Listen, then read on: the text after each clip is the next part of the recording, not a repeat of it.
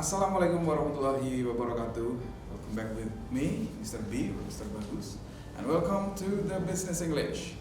Now we are on the 14th meeting. Kita sekarang berada di pertemuan ke-14, teman-teman. Di mana di pertemuan 14 ini, you gonna learn about how to end the meeting. Ya, how to end up the meeting. Ya, di mana di akhir nanti teman-teman akan berlatih atau melakukan simulasi bagaimana teman-teman mengakhiri sebuah meeting, ya, sebuah rapat, teman-teman. Dan saya harap di sini teman-teman mampu menjelaskan bagaimana untuk memberikan kesimpulan dalam sebuah rapat, karena ini adalah bagian yang paling penting, ya, di dalam sebuah rapat. Bagaimana how you make a conclusion, how you guide the way of the meeting. Ya, jadi bagaimana teman-teman memandu jalannya rapat dari mulai pertengahan, kemudian menuju ke akhir dan menyimpulkan rapatnya, itu merupakan bagian yang krusial. Oke, jadi di situ di PowerPoint ya sudah tersedia beberapa frasa dan ekspresi atau expression untuk memberikan kesimpulan pada akhir sebuah rapat. Kemudian ada buying time. Ya, buying time itu adalah cara kita untuk memandu jalannya rapat. Contohnya kalau misalkan ada yang bertanya terlalu banyak, kita bisa buying time di situ. Ya. Jadi sebagai moderator kita harus bisa mengendalikan jalannya rapat. Oke. Dan juga di dalamnya sudah terdapat beberapa frasa, expression dan kata-kata ya yang sudah disediakan di dalam PowerPoint dan tentunya sudah lengkap.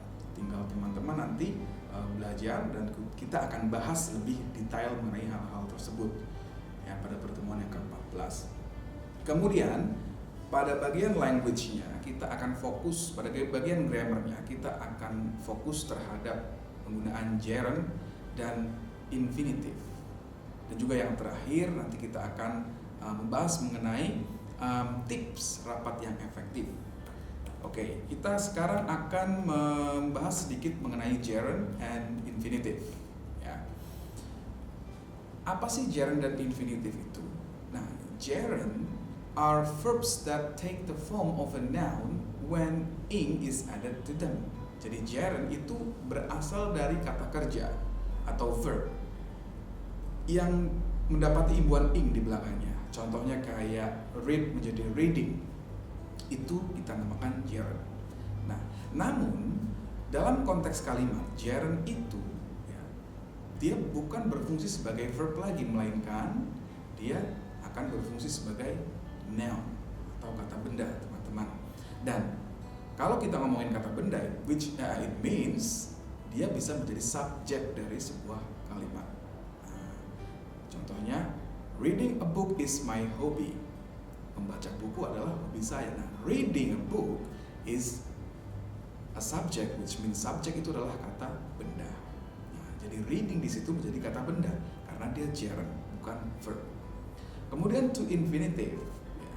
Secara prinsip to infinitive itu sama dengan gerund, yaitu adalah kata kerja atau verb yang menggunakan to di depannya dan dia berfungsi sebagai kata benda atau noun di dalam sebuah kalimat. Prinsipnya sama persis dengan gerund.